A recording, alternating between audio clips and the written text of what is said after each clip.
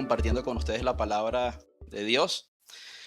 Eh, Hermoso cada testimonio que pudimos escuchar hoy. Creo que esto nos edifica y nos anima a creer, a confiar en el Señor, a poner nuestra mirada en Dios, en Cristo, como decía Rubén, a enfocarnos en nuestro Señor, enfocarnos no en las circunstancias o en lo que puede estar sucediendo a nuestro alrededor. Eso no quiere decir que vamos a estar desapercibidos o ignorantes a lo que está sucediendo, pero siempre con la mirada puesta en el autor y consumador de nuestra fe. Amén. Gloria a Dios. Bueno, quiero decirles que el Señor nos ha venido hablando, no sé si alguno recuerda, acerca de lo que es del Evangelio. Todo lo que voy a compartir hoy tiene que ver con el Evangelio del Reino. En mensajes anteriores, el pastor Ali nos hablaba acerca del justo juicio de Dios, por ejemplo. Rubén en una oportunidad nos habló acerca de la ascensión, de este evento glorioso que forma parte del Evangelio y que fue como una bisagra, fue como un punto de inflexión porque no había un hombre en el cielo para que se cumpliera lo que los profetas habían visto en el Antiguo Testamento. Por lo menos Daniel 7 habla de un hombre viniendo del cielo, una visión que tiene Daniel de un hombre viniendo en las nubes, el cual se acerca al anciano de días y se le da poder, dominio y gloria para reinar sobre toda la tierra y para juzgar a las naciones de la tierra. Entonces, y esta es la esperanza que nos tiene que fortalecer y de las que nos tenemos que agarrar, porque no podemos poner nuestra esperanza en el hombre, no podemos poner nuestra esperanza en un gobierno o en una idea, en una filosofía. Nuestra esperanza tiene que estar puesta en Cristo. Y yo quiero animarlos hoy a poner la mirada en Cristo. Y la semana pasada la administración terminaba con este versículo que está en Primera de Juan. Ese no te lo pasé, pero está en Primera de Juan capítulo 3, que dice: todo el que tiene esta esperanza en Él, en Cristo, se purifica a sí mismo, así como Él es puro. Y creo que esto es súper importante que lo entendamos. ¿Qué es lo que nos purifica? ¿Qué es lo que nos santifica? ¿Qué es lo que nos transforma realmente? La esperanza en Cristo, la esperanza de su regreso, la esperanza de que un día Él vendrá a la tierra a establecer su reino de justicia, gozo y paz, y va a estar reinando por siempre, y nosotros vamos a reinar con Él. Dice Apocalipsis 5 que Él nos ha hecho reyes y sacerdotes para siempre, y reinaremos con Él sobre la tierra. Bueno, el mensaje que quiero compartir hoy le puse como título Evangelio Apostólico. Evangelio Apostólico.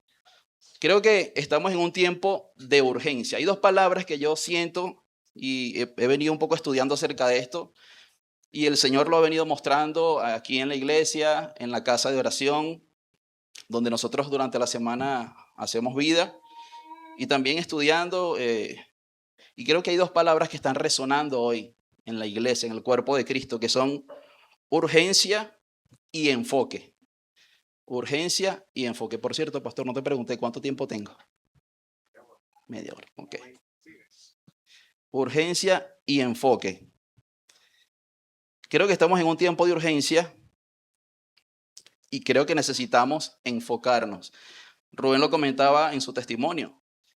Las naciones están convulsionadas, vemos lo que está sucediendo en Bolivia, pero necesitamos enfocarnos en el Señor, enfocarnos en su plan, enfocarnos en conocerlo, enfocarnos en tener comunión con Él. Dios desea que tengamos comunión con Él. Ahora, creo que estamos en un tiempo de urgencia. Hoy no tengo tiempo definitivamente para dar toda la base bíblica acerca de esto, pero creo que nosotros somos la generación que va a ver volver a Jesús. Amén. Por todo lo que está sucediendo a nivel global, las señales se están cumpliendo. Todo lo que Jesús profetizó y los profetas en el Antiguo Testamento anunciaron está sucediendo. Y la palabra dice que nadie sabe el día ni la hora, es verdad. Pero hay un llamado en la Biblia a conocer la temporada. Y creo que esta es la temporada en la que el Señor va a regresar, porque según las señales, esa temporada se ve como esta, como la que estamos viviendo en nuestra generación. Por eso es necesario despertar y entender que hay una urgencia porque ejerzamos nuestro llamado a predicar el evangelio del reino. Hay una urgencia por anunciar las buenas nuevas de salvación, por anunciar el mensaje que transforma, que liberta, el mensaje de arrepentimiento y de perdón de pecados, pero también el mensaje que anuncia la venida de un rey que viene a gobernar sobre la tierra. Ahora, urgencia. ¿Qué es urgencia? Esta es una palabra, como les decía, que está resonando hoy en la iglesia. Dios está diciendo, es tiempo. Es tiempo. Yo siento del Espíritu que el Señor está diciendo, es tiempo. Dile al hermano que tienes al lado, es tiempo. Es tiempo. Créalo, hermano. ¿Es tiempo de qué? Es tiempo de despertar. Es tiempo de despertar del sueño, del letargo espiritual en el que la iglesia está sumergida. Ahora, hay una urgencia porque los santos tomen su rol de mensajeros. Hay un versículo que es Mateo 24:14, no sé si lo tienen ya ahí listo. Dice Mateo 24:14, y será predicado, bueno, ahí está en otra versión, pero dice, y será predicado este evangelio del reino para testimonio a todas las naciones. Y entonces, estoy parafraseando, pero dice, y entonces, luego de que este mensaje sea predicado, vendrá el fin. Entonces, Dios está levantando a los mensajeros de esta hora para predicar el evangelio, para predicar el evangelio. Esta es una verdad que tiene que empezar a arder en el corazón de la iglesia. No se trata de algunos pocos que son llamados a evangelizar, como decía Carlos. Todos como iglesia, todos como iglesia. El Señor ha derramado dones sobre cada uno. Y esa es la multiforme gracia de Dios. El Señor ha derramado el don para evangelizar, el don para profetizar, el don aún para enseñar la palabra. Y son los 5 ministerios descritos en Efesios 4, que Jesús dio dones. Está en ese contexto hablando de que el Señor fue levantado al cielo en su ascensión y Jesús dio dones a todo el cuerpo de Cristo. Y ahí dice que constituyó a unos apóstoles, a otros profetas, a otros pastores, evangelistas y maestros. Y todos estamos llamados a empezar a caminar en estas dinámicas. Ahora, ¿qué no es urgencia? ¿Qué no es urgencia? Urgencia no es entrar en un ritmo frenético, desesperado, ansioso, ni terminar quemados. Mucho menos implica vivir ansiosos, afanados o apurados, descuidando el cansancio, descuidando el descanso, y las prioridades. No es la urgencia de la que estoy hablando. ¿Qué es la urgencia de la que estoy hablando? La urgencia implica sobriedad. Repite conmigo, sobriedad. Sobriedad.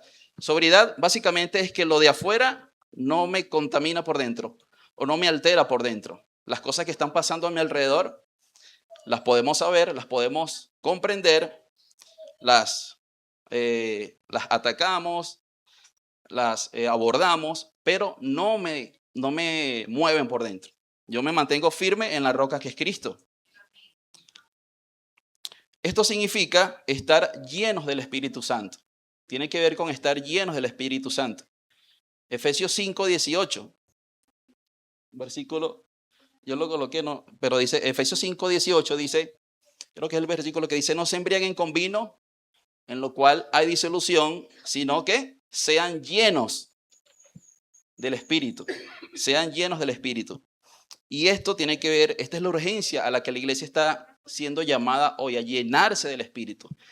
A no embriagarse con el vino de Babilonia, a no embriagarse con los placeres y los deleites del mundo.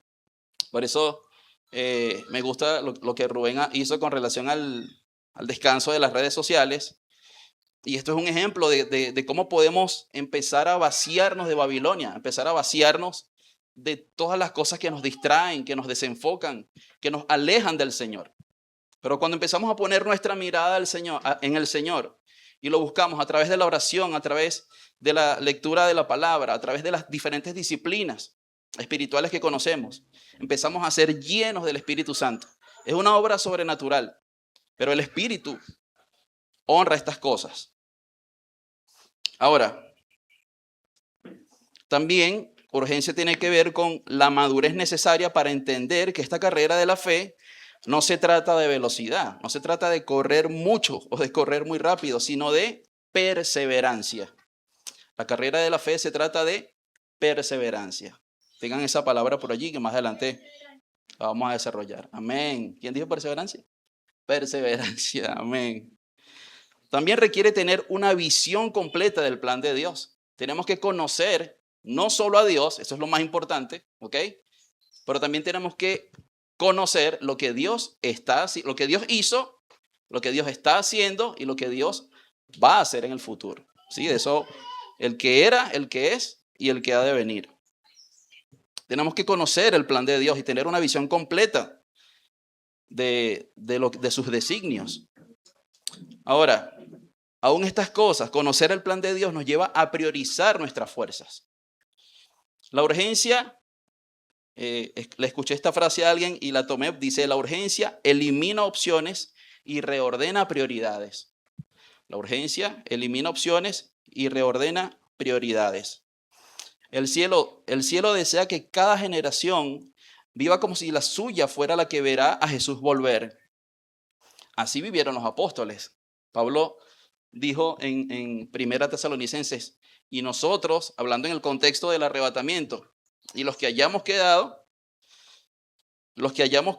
hasta su venida. Luego dice, seremos arrebatados juntamente con él en las nubes.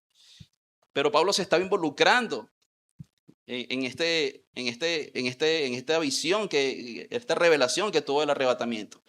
Él decía, y los que hayamos quedado hasta su venida.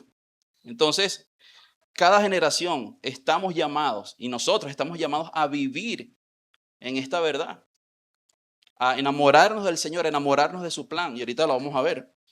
Esta fue la llave del éxito de la iglesia primitiva. Yo quiero orar antes de continuar, porque creo que es importante. Y voy a orar Efesios 1. Señor, te doy gracias en esta mañana y te pido, Padre amado, que en esta mañana tú traigas espíritu de sabiduría y revelación en el conocimiento de Jesús, en el conocimiento de Cristo. Derrama tu espíritu, Señor, de revelación y sabiduría. Abre nuestro entendimiento. Abre nuestros ojos espirituales para comprender la riqueza que tenemos en ti y la gloriosa herencia que tú tienes en nosotros, Señor. Derrama entendimiento en esta mañana y prepáranos, capacítanos, haznos entender tu plan y enamóranos de tu palabra. Te lo pido, Padre, en el nombre de Jesús. Amén. A ver.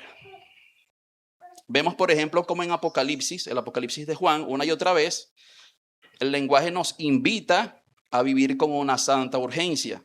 Vamos a ver algunos versículos. Apocalipsis 1:3. Dice, bienaventurado el que lee, los que oyen y guardan las palabras de esta profecía, porque el tiempo está cerca. ¿Lo pueden ver? Hay una urgencia allí. Juan está invitando a la iglesia. Bienaventurado, no sé si lo sabían, pero Apocalipsis es un libro para ser leído en comunidad. Y quiero honrar a los pastores y a los hermanos que se están reuniendo para estudiar esta profecía, lo cual es importantísimo. De verdad que los animo a que lo continúen haciendo. Nosotros por tema de logística no hemos podido asistir, pero hemos estudiado esto antes. Y el Señor nos hemos enamorado más del Señor estudiando Apocalipsis. No crean que Apocalipsis es un libro de terror, es un libro donde solamente hay juicios. Apocalipsis empieza diciendo, bienaventurado, habla de la revelación de Jesucristo. Y aunque este no es el tema de mi predicación, pero lo quería decir. Habla de la revelación de Jesucristo. El Padre le revela al Hijo un plan. ¿Sí? Apocalipsis también tiene que ver con ver a Jesús sin velos, con que los velos que están puestos hoy en nuestros ojos espirituales caigan y veamos a Jesús tal cual como Él es. Entonces, el tiempo está cerca. Otro versículo, Apocalipsis 22:30. El que da testimonio de estas cosas dice, ciertamente vengo en breve. Amén. Apocalipsis 22:7. Avanzo. Vengo pronto. Dice Jesús, bienaventurado el que guarda las palabras de la profecía de este libro. Apocalipsis 22:12. He aquí, yo vengo pronto y mi galardón conmigo. Hay una urgencia a prepararnos, a estar listos para recibir a nuestro Señor. Pablo escribe en su carta a los Romanos, Romanos 13, versos 11 y 12, dice, hagan todo esto estando conscientes del tiempo en que vivimos. Necesitamos estar conscientes de la temporada en la que estamos viviendo. Ya es hora de que despierten del sueño. Amén. Pues nuestra salvación, que no es una cosa, sino una persona, está ahora más cerca que cuando inicialmente creímos. La noche está avanzada y se acerca el día. Hay una urgencia. Pablo dice, ya es hora de que despierten del sueño. Necesitamos despertar, hermanos, y entrar en acción. Oración, y escuchaba una frase también que me quedó, oración sin acción es ilusión. Pero oración más acción trae transformación y afecta el área o el lugar en donde estemos. Necesitamos accionar con el evangelio del reino. Ahora, tenemos que descubrir a la luz de las Escrituras la manera en que los apóstoles de la iglesia primitiva predicaron el evangelio del reino, para poder mirar lo que ellos veían, experimentar lo que ellos experimentaron y para prepararnos como generación para anunciar este mensaje como ellos lo anunciaron hasta que Cristo venga. ¿Cuál fue el evangelio que predicaron los apóstoles? Para ellos poder anunciar un mensaje tenían que haberlo visto, tenían que haberlo vivido. Y desde esa posición poder darlo, poder anunciarlo. ¿Qué evangelio predicaron los apóstoles? Cuando estudiamos el libro de los Hechos y las epístolas, vemos que ellos anunciaron que Jesús vino, murió, resucitó, ascendió a los cielos y pronto volverá. ¿Verdad? ¿A qué volverá el Señor? A juzgar a sus enemigos y a gobernar sobre la tierra. Y yo vi a los muchachos de medios, les compartí una imagen, no sé si la tenemos, la podemos colocar. Hay una narrativa muy clara en la palabra. La predicación del evangelio siempre era cristocéntrica. Siempre. El enfoque era Cristo. Ellos miraban a Cristo, ellos predicaban a Cristo, ellos anunciaban a Cristo. Los apóstoles no predicaban desde la necesidad de las personas, sino desde la realidad de Cristo. Y yo hoy quiero oro por revelación para que sean alumbrados los ojos de nuestro entendimiento una vez más y que podamos volver a ver y experimentar este placer superior. Y que sea restaurada esta habilidad de poner los ojos en Cristo, de poner nuestra mente en Cristo, de poner nuestra mirada en Cristo, para que se active el poder del evangelio que transforma, que sacia, que salva. Así que es tiempo de ver lo que ellos miraron. Es tiempo de ver lo que ellos miraron para anunciar lo que ellos anunciaron. Estudiando acerca de esto me encontré con algo interesante. El evangelio que los apóstoles vivieron y predicaron fue integral. Diga conmigo, integral. Y estaba totalmente centrado en Cristo, en que Él vino. Aquí están las 5 dinámicas. Este fue el evangelio que los apóstoles predicaron. Él vino, murió, resucitó, ascendió y volverá y regresará.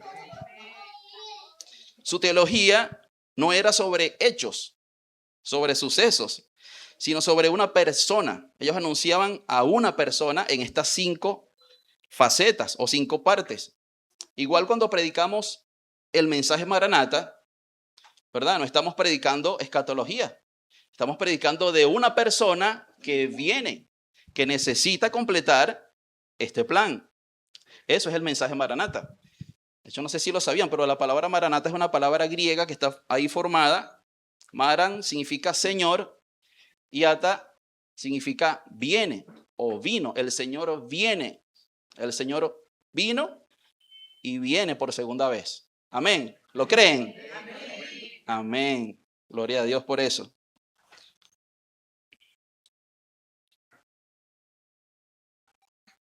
Muy bien. Estamos predicando a Cristo. No estamos peleando por un mensaje diciendo, es que tú eres escatológico, tú eres de los maranatas. No, hermanos, no se trata de eso. Yo soy cristocéntrico. O sea, y yo sé que, y oro para que todos acá nos enfoquemos en Cristo, en esto, en su plan. No estamos peleando por un mensaje. Por eso la iglesia primitiva era tan efectiva y tan enfática en la segunda venida. Ellos no separaban la primera venida de la segunda. Todo era un solo mensaje, una sola historia. Un plan que empezó con su venida, su muerte en la cruz, su resurrección, la ascensión y finalmente su regreso. Quiero compartirles, aquí traje algunas estadísticas, unos numeritos. Dice, de los 260 capítulos del Nuevo Testamento, hay 318 menciones de la segunda venida de Cristo. Miren qué interesante esto. O sea, más de una mención por capítulo en proporción. Ahora, ¿esto es porque eran escatológicos? No. Era porque querían volver a ver a Cristo, al Cristo con el que habían estado. Ellos anunciaban este mensaje, estaban prendidos para ver a Cristo regresar. Tampoco separaban el Antiguo Testamento del Nuevo Testamento. De los 260 capítulos del Nuevo Testamento, solo 12 no hacen alusión o referencia al Antiguo Testamento. Ellos no separaban las escrituras. Estoy hablando del evangelio que predicaron los apóstoles. Ellos no separaban las escrituras. Pero curiosamente, nosotros tenemos la tendencia a separar el Antiguo Testamento al Nuevo Testamento. ¿Han visto eso por ahí? Las personas que hablan ¿tú eres más del Antiguo o eres del Nuevo Testamento? No, hermanos, todo es una sola historia. Es impresionante. O sea, Pablo, los apóstoles, Pedro, todos en sus predicaciones citaban las profecías del Antiguo Testamento. Era una sola narrativa, era un solo mensaje. Entonces, así somos muchas veces, pero los apóstoles eran integrales. Ellos predicaban el mensaje completo. Igual todos los ministerios. Ellos no separaban el ministerio evangelístico del profético o del apostólico. Ellos decían que estos 5 ministerios eran para que Cristo sea formado en las personas. En estas 5 expresiones, en estas 5 dinámicas. Dinámica apostólica, dinámica profética, dinámica pastoral, dinámica evangelística y dinámica bíblica o la enseñanza. Ahora, muy bien, ellos lograron conectar todo el mensaje, lograron conectar todo. Ese fue su enfoque. Ese fue su enfoque, unificar todo en Cristo. Unificar todo en Cristo. Meditando en esto, mi conclusión empezó a ser que muchas veces, sin darnos cuenta, al enfocarnos en solo una parte del evangelio, sacamos a Cristo del centro de la escena.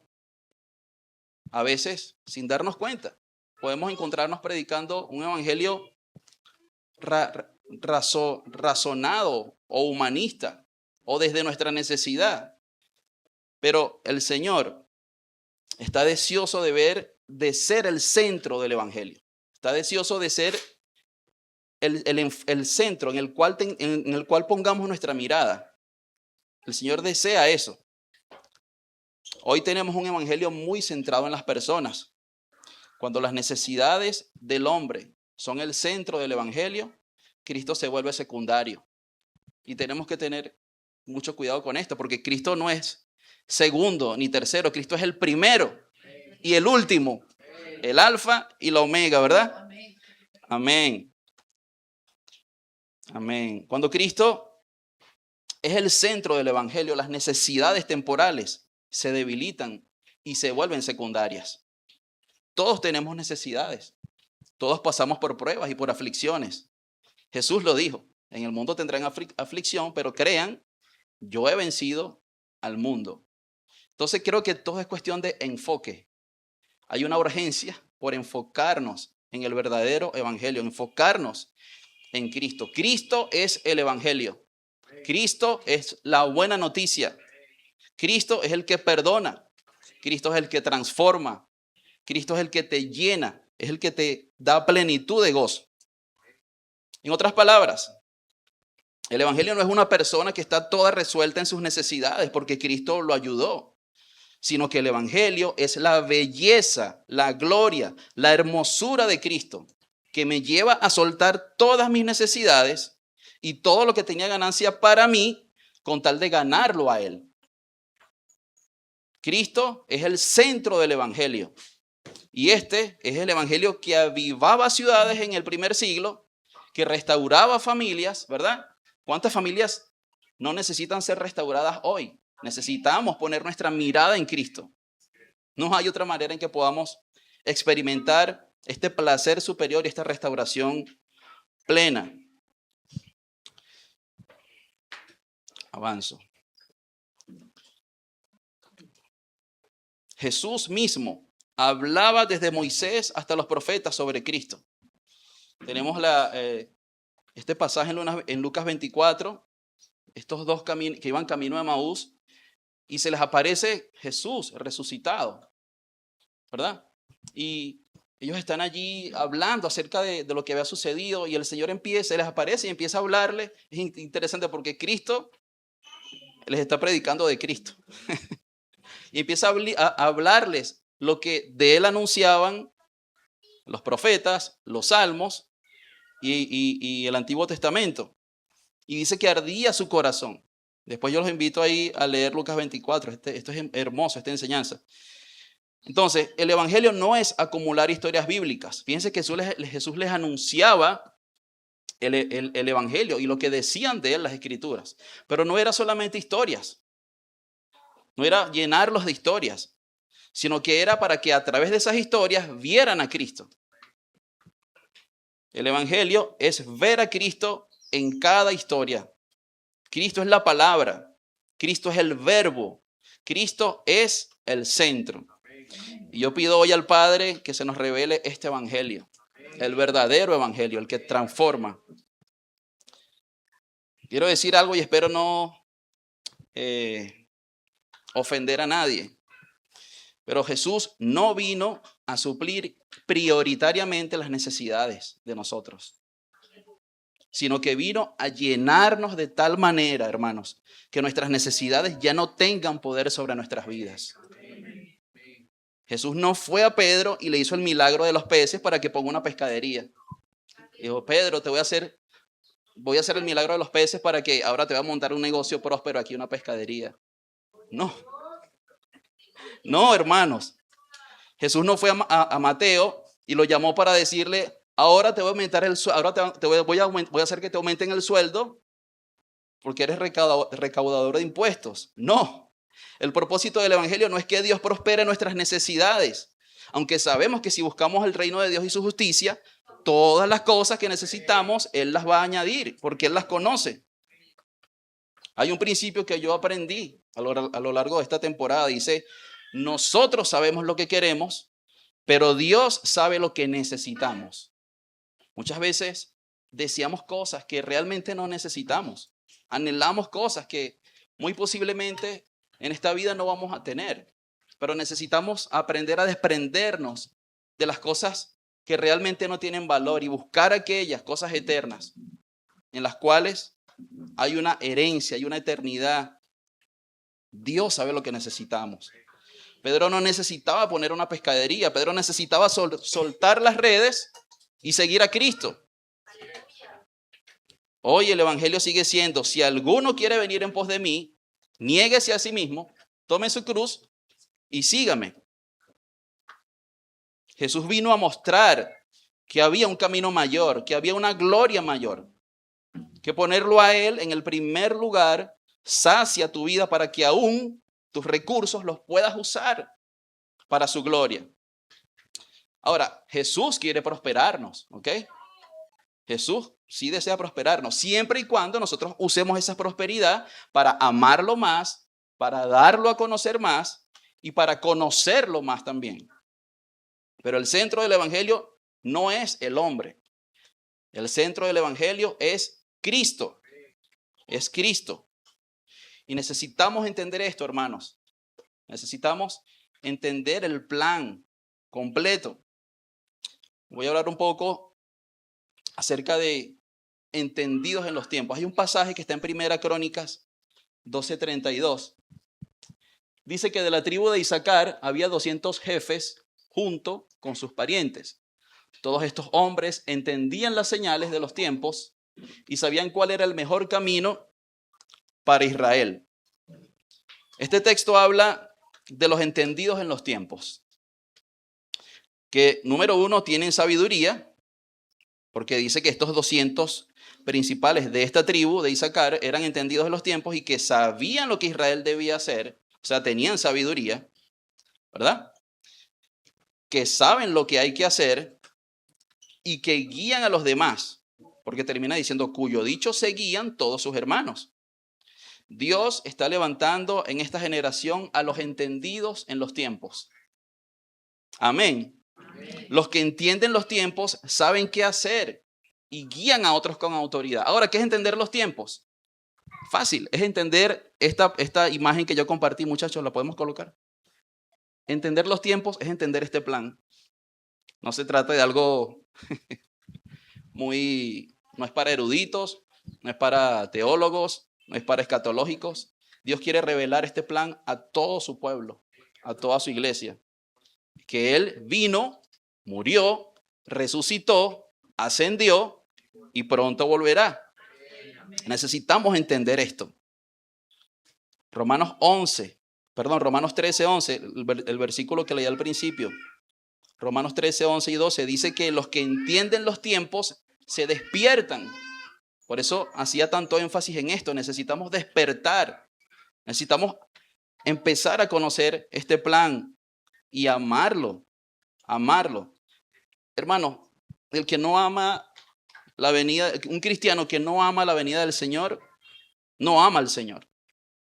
Pablo termina su carta en 1 Corintios diciendo, el que no ame al Señor sea anatema.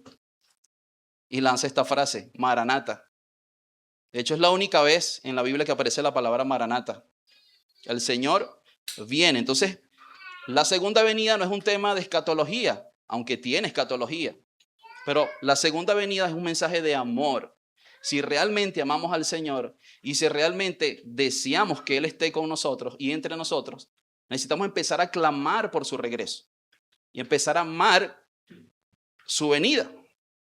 Yo declaro sobre sus vidas entendimiento en los tiempos, sobre todos los que estamos en este lugar, entendimiento en la integralidad de Jesús, en conocerlo a Él, qué es lo que Él hizo, lo que Él está haciendo y lo que Él va a hacer, el que era, el que es y ha de venir. Es lo único que puede, cuando recibimos el Evangelio del Reino, deben suceder tres cosas. En esta dinámica, el que era, el que es y el que ha de venir. Dios entra a nuestro corazón, transforma nuestro corazón, nos arrepentimos y lo recibimos presente. Sana nuestro pasado, restaura nuestras heridas, pasado, y nos da una esperanza gloriosa, futuro, tiempo futuro, que es para su regreso. Y así hay un montón de versículos en la Biblia que hablan del evangelio completo, el evangelio integral. Por lo menos hay un versículo muy conocido, estoy seguro que la mayoría lo conoce, que es Juan 3:16. No te lo di ahí, perdón. Pero Juan 3:16 dice, porque de tal manera amó Dios al mundo pasado, para que todo aquel que en Él cree, presente, ¿qué sigue diciendo? No se pierda, sino que tenga futuro, vida eterna. ¿Se dan cuenta? El evangelio completo, el evangelio integral en un versículo. Hay otro que me encanta. Filipenses 1:6 dice, el que comenzó la buena obra, pasado, la perfeccionará, presente, o la está perfeccionando, ¿hasta cuándo? Hasta el día de Jesucristo, futuro. Otro versículo, y la Biblia, yo descubrí esto y yo dije, wow, Señor, esto es impresionante. Esto me enamora más de las Escrituras, esto me enamora más de Cristo. O sea, ver cómo cada versículo, muchos, hay muchos, yo después si quieren se los puedo compartir. Un versículo ya describe el evangelio, el plan eterno de Dios. Amén. Efesios 4:15 dice, despiértate tú que duermes, levántate de los muertos y te alumbrará Cristo. Miren pues con diligencia, hermanos, y esta es la urgencia. Miren con diligencia cómo anden, no como necios, sino como sabios. Necesitamos orar también por sabiduría. Por eso oré por espíritu de sabiduría y de revelación, aprovechando bien el tiempo porque los días son malos. Por tanto, no seáis insensatos. Esa palabra insensatos es insensible. No sean insensibles, sino entendidos de cuál sea la voluntad del Señor.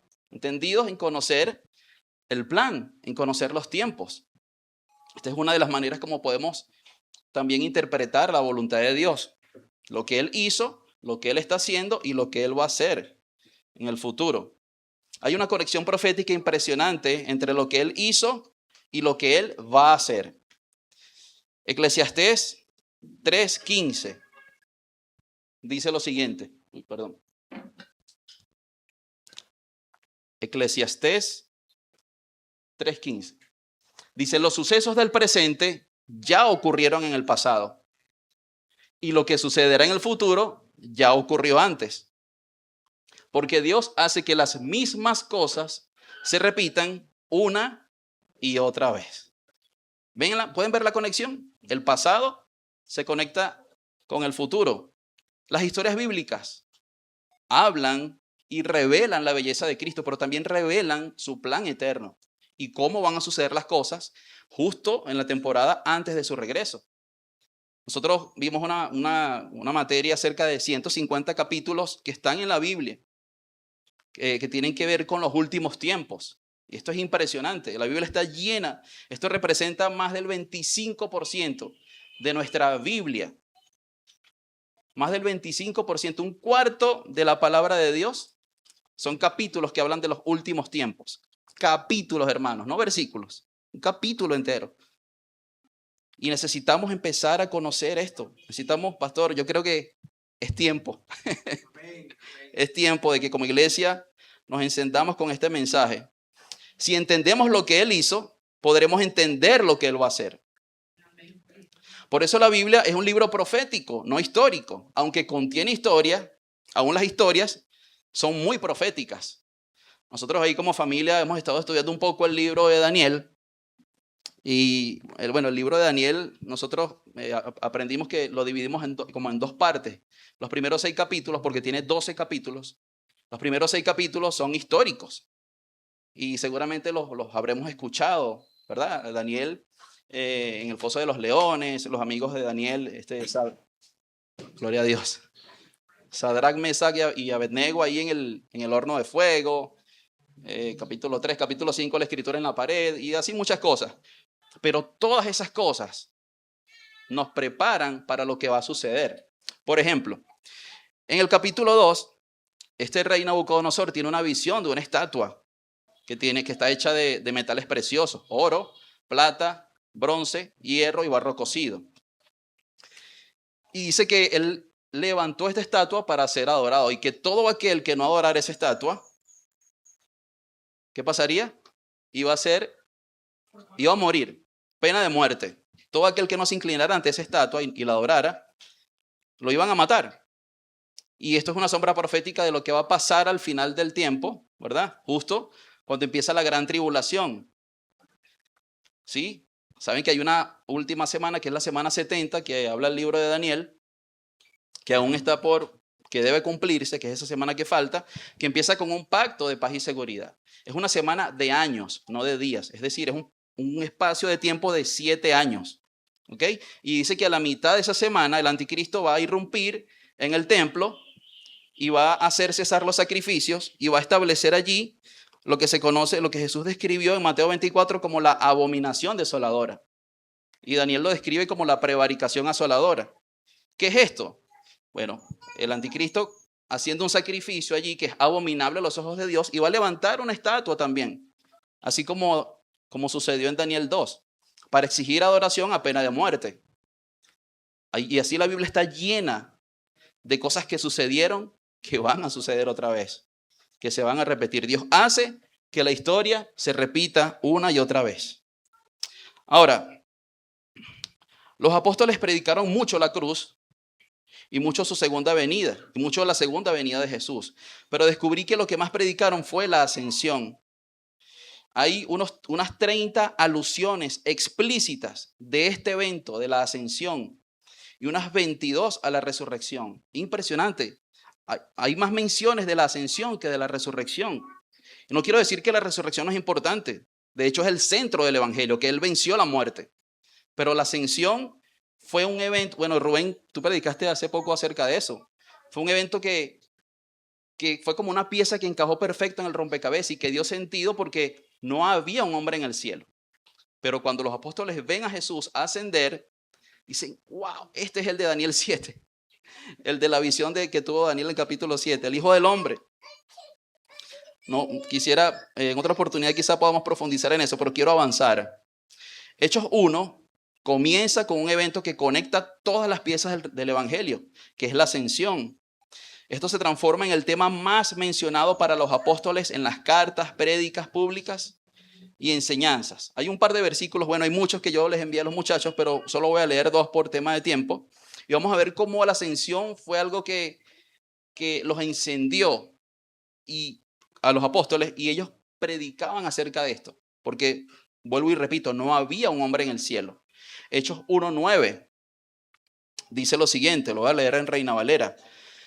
Y habiendo dicho estas cosas, Jesús, hablándole a sus discípulos, viéndolo ellos, fue alzado y le recibió una nube que le ocultó de sus ojos. ¿Pueden verlo? La ascensión. Fue alzado. Hechos 2:33 dice, así que exaltado por la diestra de Dios y habiendo recibido del Padre la promesa del Espíritu Santo, ha derramado esto que vosotros ven y oyen. Este es Pedro en su primera predicación pública. Se lanza este sermón y dice, Jesús que fue exaltado, que fue levantado en las nubes y sentado a la diestra del Padre. Hechos 3:19. Voy a leer un par más. Dice, así que arrepiéntanse y conviértanse para que sean borrados sus pecados, para que vengan de la presencia del Señor tiempos de refrigerio, y Él envía a Jesucristo que les fue antes anunciado, a quien de cierto es necesario que el cielo reciba, lo pueden ver, su ascensión hasta los tiempos de la restauración de todas las cosas. Está haciendo una alusión directa al milenio, este periodo de 1000 años en el que Jesús va a restaurar toda la creación. Uno más. Vamos a ver este que está en 1 Corintios 15:47. Dice, el primer hombre es de la tierra, terrenal. El segundo hombre, que es el Señor, es del cielo. Y así hay varios. Claro que sin dudas el derramamiento del Espíritu Santo fue el hecho que marcó, ungió y equipó a la iglesia para el avance del primer siglo. Pero esto sucedió porque ellos estaban enfocados, estaban perseverando. ¿En qué? Habían estado con Jesús y lo habían visto ascender. Estaban enfocados en enseñar esto. Entonces, el enfoque apostólico nos da el poder apostólico. Hechos 2:32, primera predicación pública de Pedro. A este Jesús resucitó Dios, de lo cual todos nosotros somos testigos. Así que exaltado por la diestra de Dios, habiendo recibido del Padre la promesa del Espíritu Santo, ha derramado esto que ustedes ven y oyen. Porque David no subió a los cielos, dice Pedro, pero él mismo dice, dijo el Señor a mi Señor, siéntate a mi diestra, hasta que ponga a tus enemigos por estrado de tus pies. Sepa pues, ciertísimamente toda la casa de Israel, que a este Jesús, a quien ustedes crucificaron, Dios le ha hecho Señor y Cristo. Aquí hay algo impresionante que yo descubrí hace poco. De hecho, creo que Rubén lo comentó cuando habló acerca de la ascensión. Porque vemos que ellos llamaban a Jesús simplemente Jesús. O sea, eres el Mesías, ¿verdad? Pero vemos que ascendiste a los cielos, se cumple la palabra de que eres el que los profetas habían anunciado. Ahora está sentado a la diestra del Padre y ha sido hecho Señor y Cristo. Y de aquí viene la expresión Señor Jesucristo. Eso son como tres partes en las que está dividido Jesús, ¿verdad? El hombre, el de carne y hueso, ¿verdad? Señor, de hecho cuando está diciendo, siéntate a mi diestra hasta que ponga a tus enemigos por estrado de tus pies, Pedro en el Nuevo Testamento está citando el Antiguo Testamento. Es una profecía de Salmos 110. Dice, el Señor dijo a mi Señor, siéntate a mi diestra hasta que ponga a tus enemigos por estrado de tus pies. Y Cristo, o sea, el Mesías, el ungido, nuestro Señor Jesucristo. Voy concluyendo. Quiero hablar últimamente de algo que se llama, ¿cuál fue la clave del enfoque apostólico? ¿Cuál fue la clave que los mantuvo a ellos perseverando? ¿Qué fue lo que hizo que ellos se enfocaran en predicar a Jesús? Y para eso vamos a leer Hechos 2:42. Hechos 2:42. Este versículo dice, y perseveraban en la doctrina de los apóstoles, en la comunión unos con otros, en el partimiento del pan y en las oraciones. Entonces, en el capítulo 2 nace la iglesia. Bueno, desde el capítulo 1 nace la iglesia. Jesús asciende en el capítulo 1. Ellos empiezan a reunirse, se convierten en 3,000 personas, ¿verdad? En ese primer sermón de Pedro. Y esto fue el resultado de esa conversión de esos 3,000. Dice que perseveraban, número 1, ¿en qué? En la doctrina de los apóstoles. Número 2, en la comunión unos con otros. Número 3, en el partimiento del pan. Y número 4, en las oraciones. Quiero quedarme con esa palabra perseveraban. ¿Recuerdan que se los dije al principio? Perseverancia. Esta carrera de la fe no se trata de quién corre más rápido, sino que es una carrera de perseverancia. ¿Qué quiere decir perseverancia? Quiere decir que ellos se mantuvieron enfocados, no dieron lugar a las distracciones, profundizaron en la conversación, se mantuvieron en este mensaje, se mantuvieron predicando este evangelio del reino.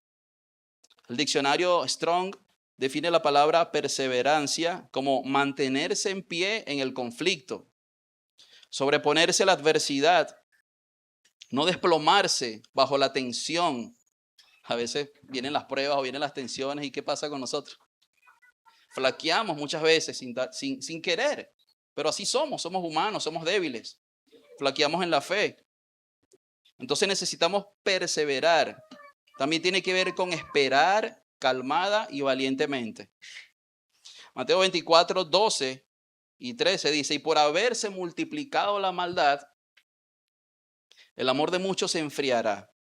Está hablando en el contexto de estos tiempos, de los últimos tiempos. Mas el que persevere hasta el fin, este será salvo. Entonces, necesitamos perseverar. Necesitamos mantenernos en la carrera constantemente. Número 2. ¿Perseveraban en qué? En la doctrina de los apóstoles. Necesitamos enfocarnos en lo que la Biblia grita. Hay cosas que la Biblia está gritando y necesitamos gritar lo que la Biblia grita y callar lo que la Biblia calla. Muchas veces decimos cosas o conversamos de cosas que no están en la Biblia, pero necesitamos aprender a gritar lo que la Biblia grita. Dios va a revelarnos la belleza de Jesús a través del Espíritu Santo, abriéndonos las Escrituras. Lo voy a volver a leer. Dios va a revelarnos la belleza de Jesús a través del Espíritu Santo, abriéndonos las Escrituras. No hay manera en que conozcamos la belleza de Jesús si no es a través de las Escrituras y de la obra del Espíritu Santo, revelándonos su belleza, revelándonos su hermosura. La palabra doctrina de los apóstoles es la palabra didaché. No sé si lo han escuchado, didaché, didaqué. Es una palabra que se traduce, no es tan fácil de traducir, pero es una palabra griega que significa enseñanza y doctrina. Cuando dicen perseveraban en la doctrina de los apóstoles, es como decir perseveraban en la didaché o didaqué. Y esto era un conjunto de principios, ¿verdad? Un documento que se descubrió por allá por los 1800, si no me equivoco, donde estaban escritos todos los principios de la iglesia del primer siglo, cuando nació la iglesia, en Hechos 2, Hechos 1 y 2. Era un conjunto de textos del siglo I que utilizaban como secuencia de temas que pasaban por todas las iglesias. Esto como que lo compartían por todas las iglesias para que todas predicaran lo mismo y hablaran y anunciaran el mismo mensaje, para que tuvieran el mismo fundamento. Y había 4 tomos en esa didaché. El primero era salvación, que tenía que ver con la enseñanza de 2 caminos. O sea, la salvación, 2 caminos, el que te lleva a la vida eterna y el que te lleva a la perdición eterna. Solo a través de Cristo puede haber salvación. Ellos enseñaban que solo en Cristo tenemos vida eterna. La segunda parte de la didaché tiene que ver con la liturgia y las disciplinas espirituales. Y no solamente desde un orden ritual, sino que el propósito de estos temas era que Cristo fuera formado en los discípulos. ¿Okay? Aquí estaba incluido el bautismo, entre otras cosas, la cena del Señor, los ayunos, la vida en comunidad, como estamos hoy, ¿verdad? ¿Cuál era el fin de todas estas cosas?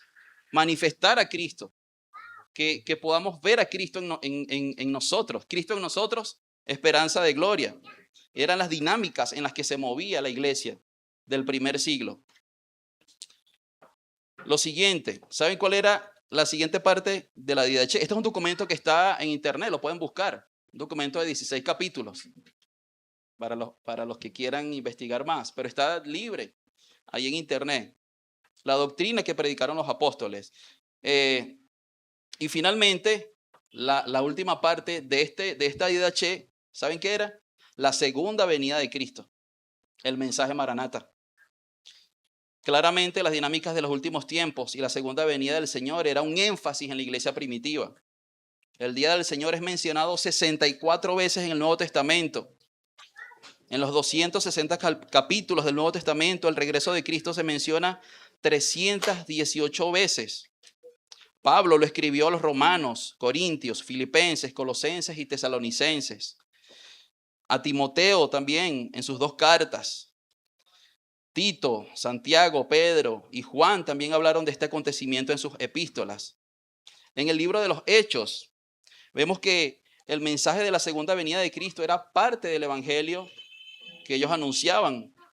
Entonces, hermanos, si queremos experimentar lo que la iglesia primitiva experimentó, necesitamos creer lo que ellos creían y lo que ellos predicaban. Necesitamos creer. Esto es clave. Hay que creer. También perseveraban en la comunión unos con otros. Ahí yo uní comunión unos con otros y partimiento del pan, que es lo que estamos haciendo hoy en comunidad. Necesitamos perseverar en el diseño del cuerpo de Cristo. Así Cristo diseñó la iglesia. Todo en este mundo va a intentar desconectarnos de la comunión con los hermanos. Sobre todo cuando nos acercamos ya a la segunda venida del Señor en estos últimos tiempos. Hemos aprendido a ser hijos de Dios, pero necesitamos aprender a ser hermanos, ayudarnos, amarnos unos a otros. Voy a pedir a los músicos que puedan ir pasando. Y considerémonos, Hebreos 10, 24, 25. Miren lo que dice. Y considerémonos unos a otros para estimularnos al amor y a las buenas obras. Para animarnos en amor y en las buenas obras. No dejando de congregarnos, como algunos tienen por costumbre, sino exhortándonos. Y mire, no sé si sabían que esto está conectado con la segunda venida del Señor. Dice, y tanto más cuanto veis que aquel día se acerca.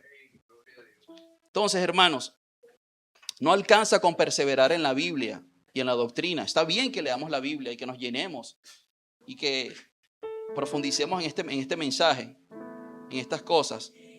Pero tenemos que hacerlo juntos. Tenemos que hacerlo juntos.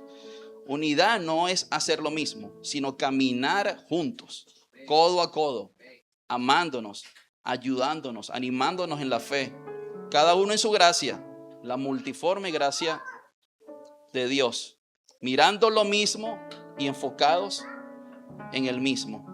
Juan 15:12 dice: este es mi mandamiento, que os améis unos a otros como yo los he amado. Y finalmente, perseveraban en las oraciones. Perseveraban en las oraciones. Dios está restaurando la oración incesante, día y noche. La pasión por su presencia. Nosotros ahí en la casa de oración tenemos este privilegio, porque hemos descubierto que es un privilegio poder orar juntos, poder adorar juntos, poder amarnos y conocernos y llevar unos a otros las cargas y animarnos en la fe.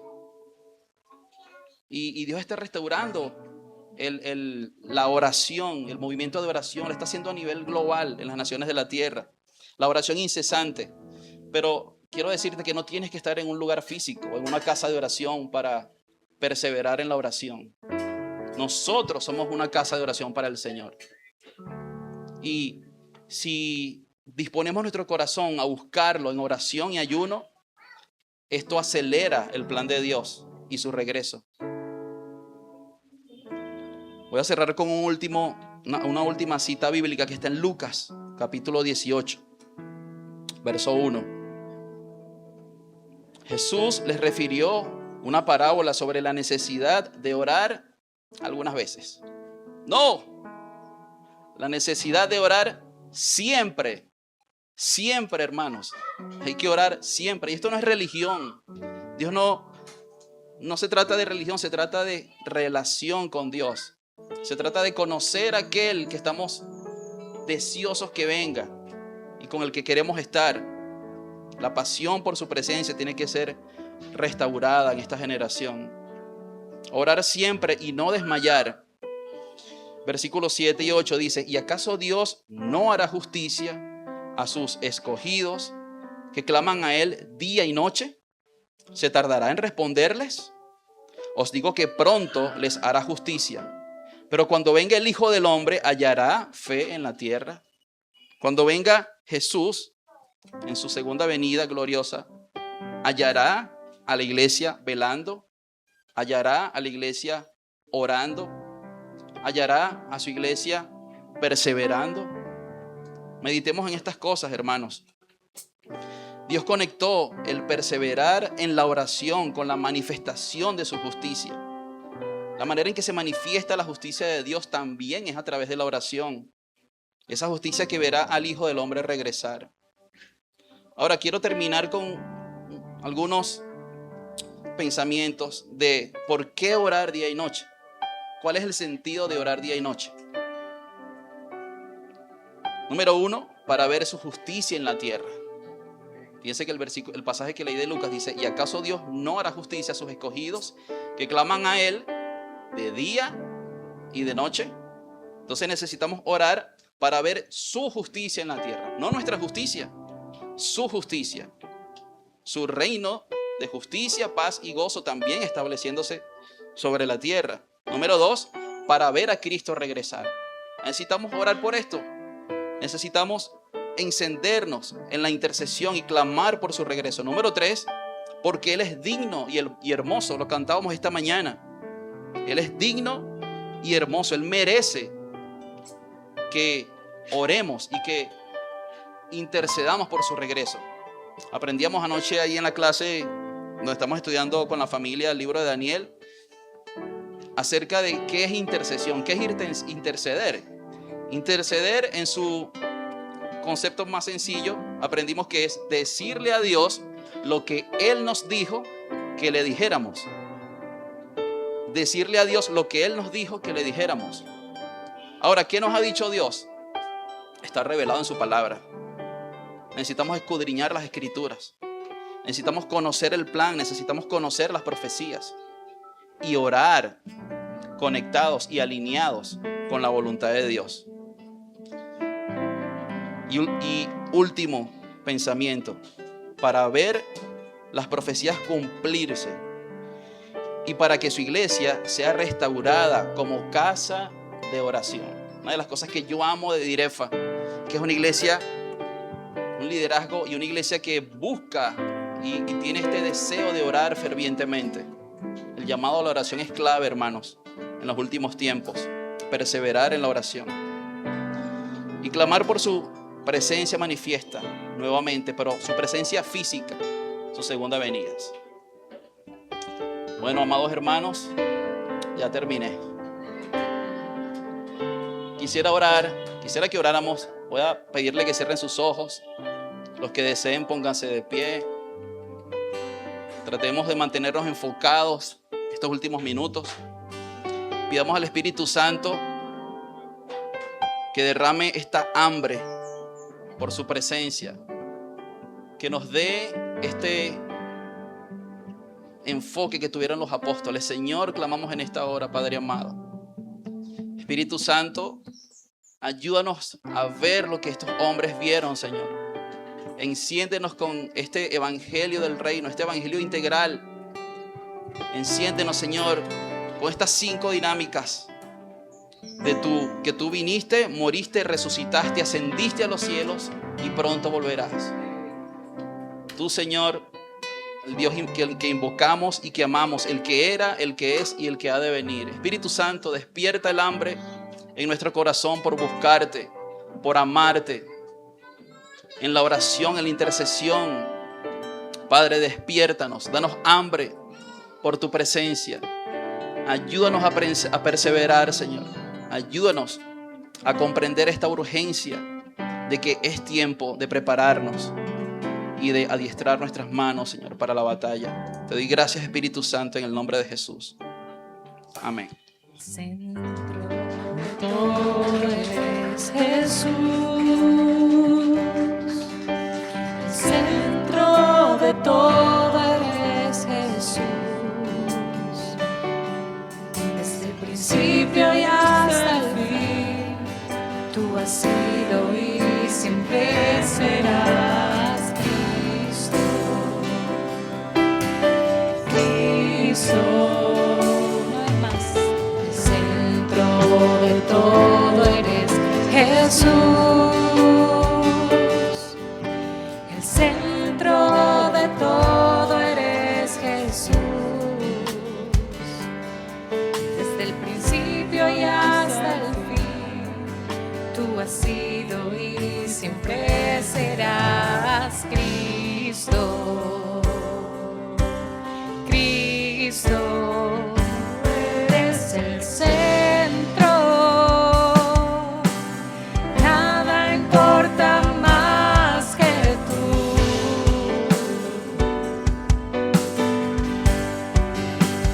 Todo el universo gira en pos de ti, Jesús. De ti, Jesús.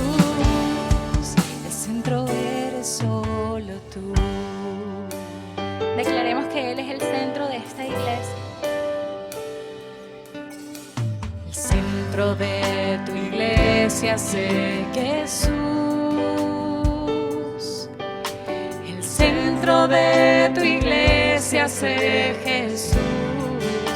Toda rodilla se doblará y toda lengua te confesará. Cristo, Cristo, Cristo. Nada importa más que tú.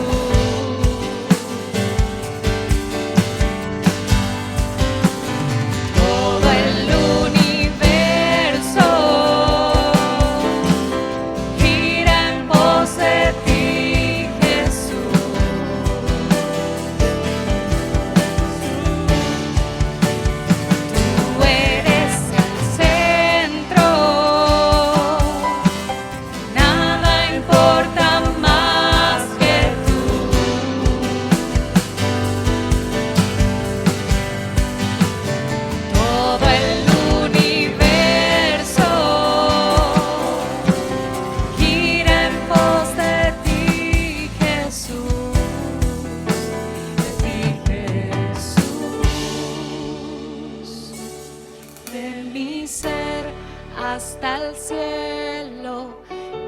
Cristo sé el centro, mi vida eres tú, si mi vida eres tú.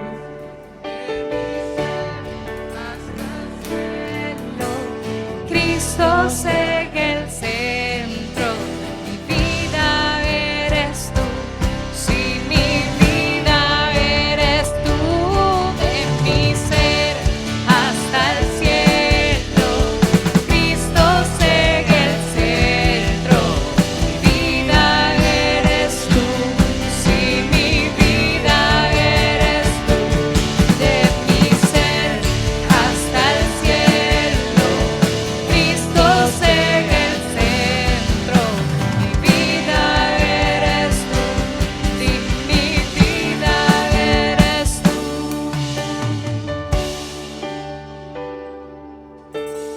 Centro de tu iglesia sé Jesús, el centro de tu iglesia sé Jesús,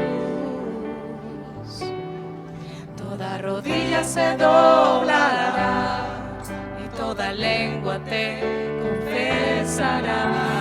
Cristo.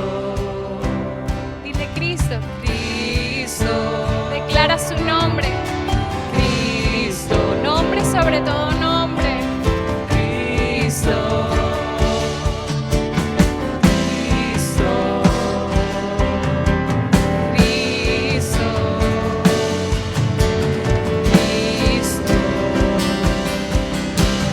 Cristo, Cristo, de mi ser hasta el cielo.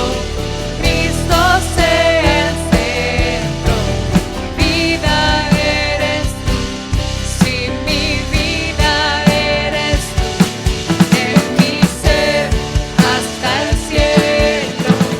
Cristo sé el centro, mi vida eres tú, si mi vida eres tú. Así es, Señor. Es el centro de nuestra vida. Es el centro de nuestra iglesia. Es el centro, Señor. Que puedas sellar estas palabras en nuestros corazones. Ser el centro, Señor. Sé tú el centro. Dile una última vez. De mi ser hasta el cielo, Cristo sé el centro, mi vida eres tú, si mi vida eres tú, de mi ser hasta el cielo, Cristo sé el centro, mi vida eres tú, si mi vida eres tú. Gracias, Señor, por tu presencia, gracias por tu palabra y gracias por este día que has animado nuestro corazón y nuestro espíritu. Te honramos y te bendecimos en el nombre de Jesús. Amén. Amén. Le damos gloria al Señor. Gloria a su nombre.